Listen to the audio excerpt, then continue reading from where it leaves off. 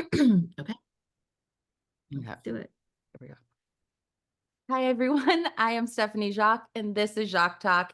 And today I am joined by one of my friends, and I am so lucky that she has created space and time to talk to me and to all of you guys about diversity, equity, and inclusion. Such a hot button topic, especially this year with an election. But before we even get into it, I would like her to introduce herself and talk about a little what she does, her company, all that. Get that out of the way. Awesome. Thank you so much for having me. I'm so excited to be here to have this conversation. We've had some of these before, and I always enjoy them. So thank you for inviting me to chat today. And I would say I describe myself as a strategist at my core. That's been something that's been part of my work for over a decade, but I do specialize in things like brand purpose, social impact, and diversity, equity, and inclusion. I really love exploring strategies that can help brands be part of that conversation and use Mhm. their very huge cultural influence to help push that forward. I think that there's lots of voices and people that need to be part of that, but brands can play a really interesting role. So I love building strategies that connect companies and communities.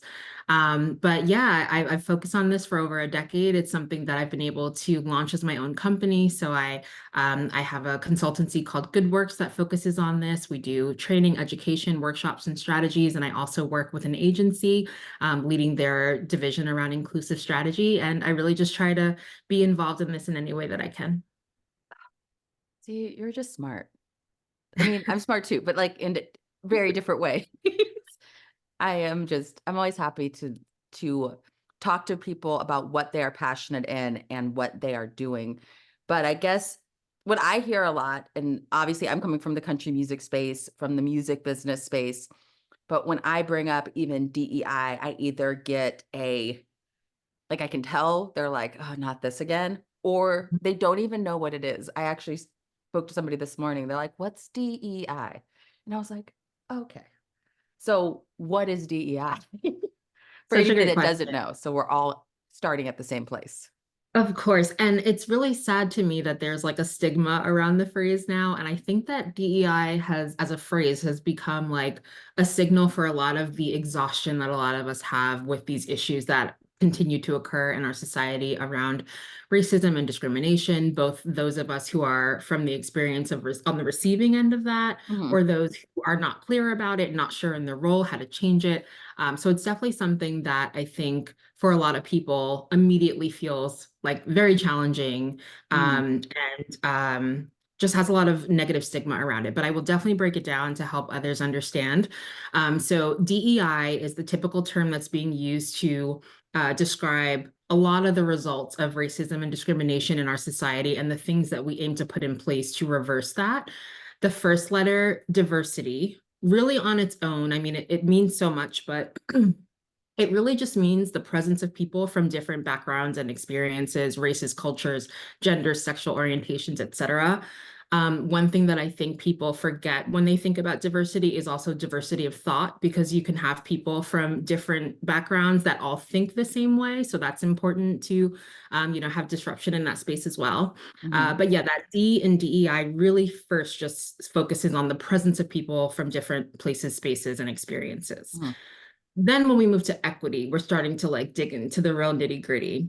Yep. And the way that I tend to describe equity is equal opportunity and fairness in outcomes. So this is all about if different people from all those different backgrounds, genders, sexual orientations, socioeconomic statuses, et cetera, enter the same process or experience, do they have access to the same results?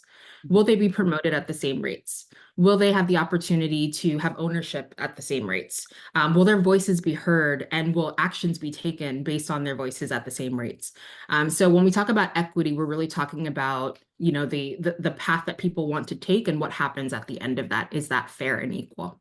Mhm. And then when we talk about inclusion, now we're talking about being welcomed into a space, being accommodated into a space. And that tends to start to drift towards another term, belonging, which has also been added to that DEI Mhm. phrase. A lot of companies will say DEIB now. But when when there is inclusion present, that is giving people support and respect in a space that makes them feel welcome and like part of that space and represented in that space, then that can create that fourth item of belonging. So these are a few different components that overlap in some ways and don't in others, but they all have very distinct differences within them. See, I love that explanation because I hear a lot and in personal conversations and I try to surround myself with people that don't think like me a lot because first of all, I like to engage in conversation and that creates some really great conversations, but also because when you are in a bubble, your best, most creative ideas don't come forth. But when I bring up like diversity, for example, they immediately go to like white, black. And I'm like, Mhm. it's actually a more, it encompasses more, even though because of 2020, like certain things were highlighted in Yeah. that diversity. But when you, um, that is not just what you work. It's not just getting one race into a room. It's not just about race. And I Right. think a lot of people don't know that, don't know what it encompasses. Like Yeah, how that's so important because, none of us experience the world only through our race or only through our gender or only through our age or our socioeconomic background or any of those factors, or through our religion. Mhm, We all experience intersectional identity, another term that I think people need clarification on, but it's really just the compilation of all those things that are part of you that mhm, impact how you experience any given situation, that impact how you move through the world. And so I've been really excited to be hosting and pushing conversations around the fact that we need to expand what we think about as far as of diversity and mhm, inclusion, that it's all those different layers. It's not just that race factor, that there's a lot more that comes into play. And another part of that is the idea that a lot of discrimination is just part of the way that our society was built, and unfortunately it was built to create outcomes that are based in discrimination and racism and lots of other mhm. types of ill will. And so, unless we interrupt those systems, they'll continue to persist that way. But I think that it's really important for anyone who's thinking about diversity, equity, and inclusion to have that expanded view and to not only focus on race because we are all so much more than that. Well, I guess that brings me to the thought of you've been at this for, you said 10 years, like a decade. So what is the shift in this work, like pre-2020 to like post-2020, when it felt, at least from the outside, that it became a trend, that I was asked more questions than I've ever been asked. And I am not a DEI expert. I'm not a strategist. I'm not any of that. I mean, I consider myself a level of activism. Um, Mhm. but I write songs. And I'm like, I just want to get into a room. So do you see a difference like pre-2020, post-2020 in how people are viewing it? Yeah, I think Even so. corporations? Yes, and by the way, songs are powerful, so let's not underplay that. But Thank you. yes, I think that there definitely was a shift that we've all seen in corporations where there became an expectation to address things that were happening. Mhm, That is the biggest shift that I noticed. I think prior to 2020, I had been doing this work much more from the brand purpose and social impact lens. And it felt like corporations were way more open to approaching this more from the position of something like philanthropy. Like, mhm, what's the good we need to do in the world? And it felt like 2020 was like, oh, we have an urgent responsibility to say how we're aiming to fix this particular issue around race and mhm, addressing the particular circumstances, especially for people within the Black community mhm, specifically. And so I think it really focused in attention on struggles that the Black community has been facing for a long time, the things that impact our experiences in the world and our possibilities to thrive. mhm, And I think that I felt a license to be way more frank in these conversations with that happening, where, there's an interesting way that you have to navigate corporate spaces, make sure that people feel comfortable as you're also trying to get things done and to push mhm, things forward. But I really felt like 2020 and those events gave me license to be super clear and super blunt and really demand a change in the work that I was doing and of the partners I was working with. And 2020 is actually when I launched GoodWorks. So it really felt like the perfect time to put that out into the world. It was a really great time for all of my past experiences before then to really culminate into the creation of that company, which continues to operate now. And we launched in 2020 a partnership with Yahoo called the Allyship Pledge, where we were educating influencers about the Black experience in America and helping them understand how to speak to their followers about it through a variety of lenses. So we had people who worked in, say, fashion, in food, like mommy bloggers, people from all different lenses and backgrounds understanding what's my place in this conversation. How do I talk about this? How do I learn enough so that I can properly speak about this and not like hide from this Mhm. conversation? Um, in creating that partnership, we also gathered a bunch of incredible Black activists and speakers and allowed them to tell their individual stories to these influencers. We created lots of content that was on Yahoo's site for over a year. I'm pretty sure it's still up there, but there was like a year-long curriculum created for people to Amazing. take. Yeah, and I think that things like what happened in 2020 gave everyone license to push things like that forward. Find the money, make it happen. It's urgent, it needs to happen. And that's what 2020 felt like to me. I guess my question then is like, okay, so in 2020, the money was found, the push was had, everybody found time to have the conversations, to do the work.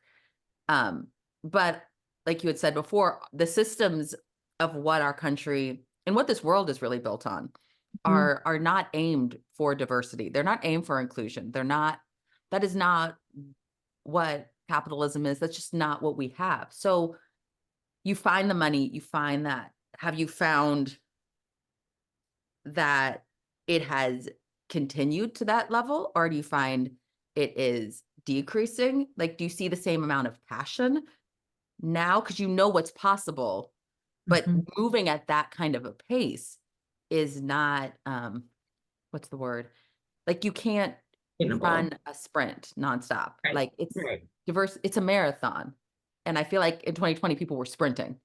And like, I was like, you, it's gonna stop. Yep. So Absolutely. how do you keep that going when you're working against a system that it's so many layers deep? Right. That was a Sustainable lot change. in one thing. Very I'm going to try to address all of it. Sustainable change is really important. Like you said, it is a marathon. It is absolutely not a sprint. Cultural change is something that is generational. So Mhm, when we set these, like 90-day goals, 6-month goals, 1-year strategies, those are a drop in the bucket for things that need to happen overall. mhm, There definitely was more urgency around responding to what happened in 2020 in the couple years after that. And we're already, we initially saw some companies make huge promises and like immediately fail because mhm, it was so much bigger than anything they'd ever done. And they need to put processes in place for sustainable change. And mhm, then we've started to see lots of corporations starting to pull back now that there's less attention on that, now that they're feeling less pressure. And mhm, that's really sad to see because this work needs to be continued. And also, there's tremendous benefit to businesses who continue to invest in diversity.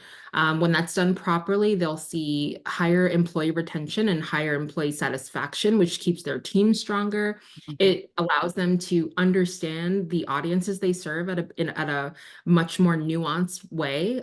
It protects them against making a lot of the mistakes that we've seen come to bite companies.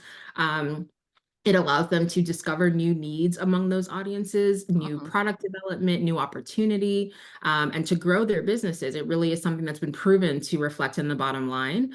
And it just keeps everyone on both sides of that exchange happier and helps the world be better. So it's disappointing to see companies pulling back, but I think that so much of it has to do with that super long-term exchange that happens with that shift that, they're not. I think that people feel like if they're not going to be on the receiving end of that benefit, then maybe it's not something that's important for them to invest in.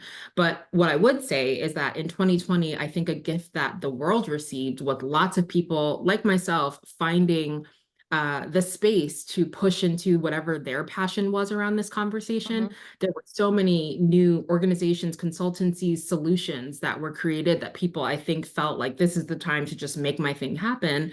And I do feel like we're in a space where there is a lot more voices represented that weren't prior to that. And still, things like funding for new businesses are still difficult, and support for entrepreneurs still difficult. But I think that we do have more people kind of like finding their place in that field to figure out how they can deliver on whatever they're most passionate about pertaining to DEI. And that's exciting. That is exciting. I mean, I started Jock Talk in 2020 as like after George Floyd, after seeing this, after um there was a comfortability in like kind of being proud. I was on a in a right and somebody had said, "Well, you're not that type of Black." And I was like, "Okay. So we don't have a safe space here." Like, and this is my working environment. Obviously, there is no one like in charge. There's no structure in music and writing songs, truly. There's labels, there's publishing houses. But I was like, how do we discuss diversity and inclusion and all this stuff in country music when people don't know the facts? So that's why I started this talking just to Black artists. That's what it began as, and having conversations about our experiences, like the positives and the negatives. And then it went into like Latina and LGBTQ artists and things like, and we all had very similar spaces because like any other corporation, country music is it was built a certain way.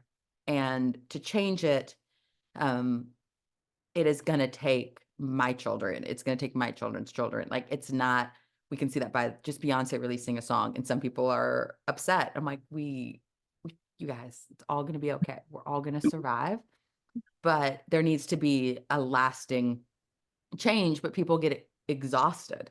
People get Mhm, exhausted with things that are uncomfortable and people get mhm, numb to being uncomfortable. yeah. I think with technology, we see a lot more than we ever saw. So it's easy to ignore a lot more than we would have ever had to ignore. So Mhm, right.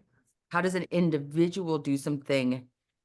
Like I know you work a lot on the corporate level, but how does an individual make that impact in their lives? Because I think that's also what it's going to take to shift the culture of the corporations that they then work in Mhm. and push it, but maybe not as aggressively as 2020. Great question. And I love that you brought up the theme of exhaustion because it can be very tiring, I think, for a lot of people that are in this work. And it's something that I've experienced. This work can feel really heavy, especially when it intersects with my own identity and the people that I care Mhm. about. And so it is heavy work, but it's something that will do so much for us if we make things more equal and more equitable. I really think a lot about the way that society and the world suffers as a whole when so many people are not able to live in their calling or fulfill their full vision for their lives, or really find the way that they can really bring something to the world. I feel like with a lot of racism and discrimination removed, we could have cures to certain diseases that we don't have because people haven't had access. We'd have so many different solutions that don't exist. So although the work is exhausting, I think it is absolutely worth it. Mhm. And when we talk about an individual level, I feel like that's the most powerful way that each of us can play a role here, is thinking about what we each do every single day. Mhm. I think we do need to take accountability on going on learning journeys for ourselves, and that's for everyone to learn about others around us. We don't all know anything. We all have biases and blind spots and discriminations that are within our psyche that are harder to point out sometimes. So we all have a responsibility to be actively learning about others around us, and then to think about what we do every day and how we can apply what we learn to that. So what is your job? What industry is it in? What are the statistics of discrimination within that industry, and how can you make a shift in it? And I feel like that's the way that we'll see the most change happen, because although brands, I think, are a really important part of the conversation, but so is art, and so are so many other things. We each have a role to play. There's so many of us, and if we all think about our individual roles, I think that there's a much more beautiful world that we can create. So yeah, the individual responsibility is very, very important. I would say I I work for a fitness company, and I've seen the wave of, like, them trying and then them not, and then them trying, and then I've also seen, like, just little things that were shifted in 2020 that make me, as a woman in my body, as a curvy woman, as a biracial woman, like, even the photos they have up are different than they used to. It used to only Mhm. show one type of body. It used to only show things. And then when they stopped, I remember I was like, "You know what? This is powerful to me. So I'm gonna write a letter to corporate and just let them know that I think this is a good job." Because I think sometimes people also don't know when they're doing something great, and Mhm. it's easy to criticize when something's bad. It's like giving a positive restaurant review. You usually go on when somebody's like, when it's crap. But when Yes. it's great, it's very rare that you go, I'm like, I'm gonna give them a great review. You remember the negative. So I've been Right. trying to, in my personal life, when something I see is positive, when I see something that I'm like, oh, this is this feels off brand, but this is like I see them trying something out. Like sending a little email. I don't know where it all goes. I don't know if somebody, but I'm like, at least I know that I'm putting up like a coin in the bucket of change Yes. and not in another bucket. Cause I'm like, I know how hard it is to put yourself out there Yeah. and then be like, oh, I made a mistake. And people Mhm. don't like making mistakes. And people don't like making public mistakes or saying the wrong things or asking questions. And then somebody's like, you're racist or you're Mhm. sexist or all this stuff because they do it in such a public way that I'm Right. like, sometimes you just have to try. And hopefully we can all have some empathy on somebody that's trying. Now, there's also Mhm. corporations and people that are not trying, and I have less Right. empathy for that. I I don't experience it because what it was an example, like, I write songs and I perform, and there are certain people I won't perform with in country Mhm. music, but then there's other people that I'm like, I at first was like, "No, I won't." And then I was like, "If I'm not in the room, Mhm. how can I shift the mindset? If I'm Right. not in the room, how can they shift the mindset? How can they know how to be around a person not like them if Right. I'm not willing to be around it?" Like, if our walls are so high. Mhm. So if you create a space, I'm gonna go in. Now, if it's not safe, I'm gonna tell you, we're not gonna do this." Like if you have a Confederate flag hanging, I'm gonna tell you about it. Where pre-2020, I probably would not have. I think 2020 gave me some gusto to just say things, Yeah. especially involving race and sexism that I'm like, I'm just gonna say this. Also, I don't work in a corporate space, so it allows me to say a lot of things very bluntly, but I do catch the backlash of that. Mm. But I think that if more of us, when we notice something positive, said Yes. something, so Yeah. that like reaffirms somebody doing something that they're uncomfortable doing, Yep. could be like a brand, could be just a person like trying, Mhm. Yep. asking a question, and you're like, before you're offended, be like, okay, why do you want to know that? Like coming from a place of curiosity Mhm. instead of a place of anger or judgment. I don't think Yeah. we allow a lot of curiosity. Mhm. Yeah, and I mean, like, so many of the harms associated with discrimination are truly hurtful and have caused like real generational trauma for Mhm, people. So I totally get why there is a lack of patience for some. But I mhm, feel like for those of us who can find some of that patience, that it's really helpful and that we're at the end of the day, we're asking people to learn new behaviors, new information, new approaches to things, and learning mhm, really only happens in a positive environment. mhm, And so, in hosting trainings and workshops for clients, and in general, I really try to encourage for people to try those new things and not feel afraid to try those new things. And for us on the receiving end, or those that are in the position to respond to those things, to allow those people to try to be better. I think exactly what you said is right, that there are some people that are not really trying, some corporations that are not really trying, but for the ones that are, I think that it's important to try to make some space to help them, be better, allow them to have the space to try that. and to do it in a better way. Not everything is going to be perfect the first time around, but we have to start with trying. And that applies for all of us again, because we all have things that we need to be learning. I think that a really big example of that a lot of people have experiences with pronouns and people just struggling with how to add that to their language. And I think that that's something I had to practice as well. And what I have found is that any time that I made a mistake in that way and then corrected myself, it was welcomed. Yeah. That it shows that I'm trying to learn it. I'm doing my best. It's not something that I've already known, but I'm doing my best to do that out of respect for the person I'm speaking to. And I Mhm. feel like that I've never had someone like yell at me for correcting myself.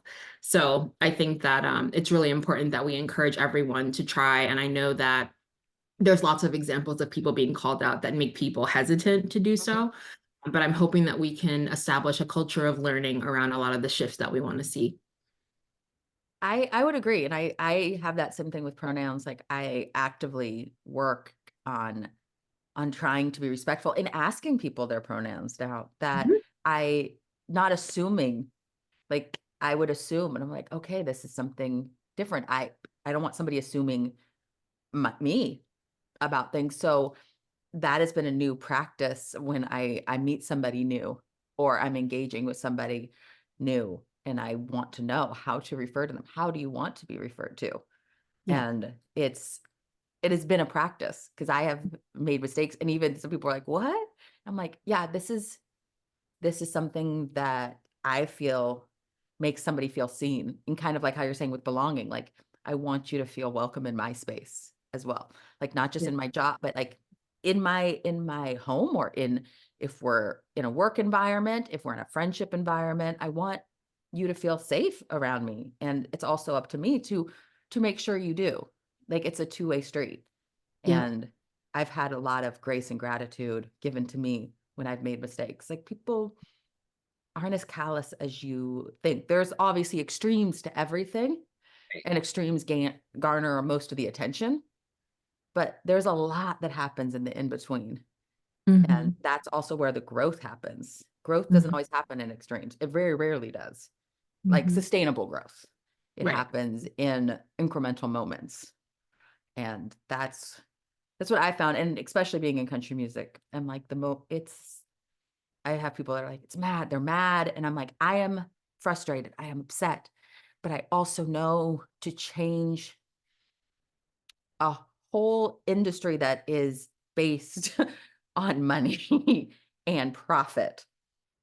It's gonna move slowly. And like we had talked about when we did a presentation last year, I was like bringing up points of like, this is why you need diversity. This is why you need inclusion. Like, actually, it's going to make you money. It's actually, you're actually leaving money on the table. So if Right. it's not from a human Right. rights thing, it's for like, if you include more types of people, more levels of diversity, racially, sexually, like socioeconomically, you are going to fill your pot too.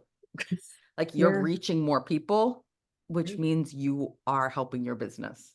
Mhm. Like there are very few businesses that are so niche that they don't need a wider audience. So, ah, I could talk to you forever. I could, I Same mean, here. I love you. Well, as we're winding down, I have like two more questions that I Yeah. ask every person that I talk to. And these aren't DEI specific, but they are culturally specific, which is what Jacques Talk is about. Yeah. Um, and the first up is, what is freedom to you? What does that look like? What does that mean? How does that exist in your world? That is a great question. And you know what? I'm actually looking here because I have a note on my bulletin board here that says what freedom is to me. Can I read from it? Yeah, you can. Okay. Because I'm really, really bad with on the spot questions that I haven't been able to think about, but I was just like, I've actually worked on that before. Mm. And so, yeah, just looking at this, when I've reflected on what freedom is to me, it's connection, it's the ability to change and evolve, it's learning new things, and it is abundance. So generally how I've thought about it. And that's like a very vague and high level kind of explanation of that. But I think that it really just emphasizes that there is freedom in community and being Mhm. able to like follow our own visions for things. Yeah, so that's how I think about it. I love that. I love hearing different answers and of different people because I think we say catchphrases like I want to be free and I want to be Mhm. happy and like these things, but like what does that mean to you? And what it means to you might not be the same. Mine is very Yeah. similar to yours, but like to the same person. And that's also a way of knowing, like if we don't know where somebody's starting, then Hmm. how are we going to all reach the goal? And if we Yep. haven't defined the goal, then how are we going to reach it? Like it's just things that we don't usually do. We don't Hmm. usually find that. And Yeah. then I would say my last question, if you could say one thing to somebody that wants to create change, what would you say would be the first place to start? I would say that for someone who wants to create change, the first place to start is with you and your individual experience. I think that we live in a world that is so inundated with information and content and things in our face and devices and all this stuff. And that it's very easy to feel like there isn't space for a particular person, that, you Mhm, know, what I've done is probably already being done, or what am I saying that's different than someone else is saying because there's so much information everywhere. And I think it's just really important to remember that when we talk about intersectionality, all those different layers of our identities that make up who we are, that make up our experiences, our backgrounds, where we're from, what our friends are like, what our families like, you know, what our story has been like, all of those things create a super unique perspective. mhm, And someone is waiting to hear that perspective. Someone has needs related to that perspective that haven't been thought of yet. Or can that person deliver on something that's been thought of but in a different way? And mhm. so I feel like for anyone who wants to create something new, know that there is space for you specifically to contribute to this larger conversation. That there's no one like you, there's no one who's done what you can bring to this. And I would just encourage you to fully, accurately, authentically represent yourself in whatever you bring to the world. See, you can do things on the spot. You got this. Well, That I one just want to is say thank always on you. my heart. Thank you for holding space and time to have this conversation because though it's not quote unquote trending, I think continuing having conversations, digestible conversations that people can hear and have like tangible information is important.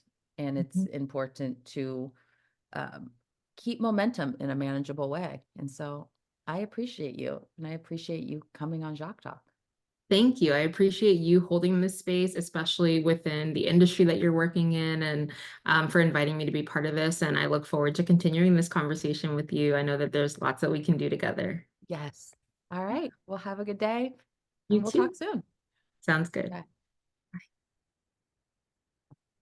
Okay. Awesome. Yay, that was great. We did it. Yay.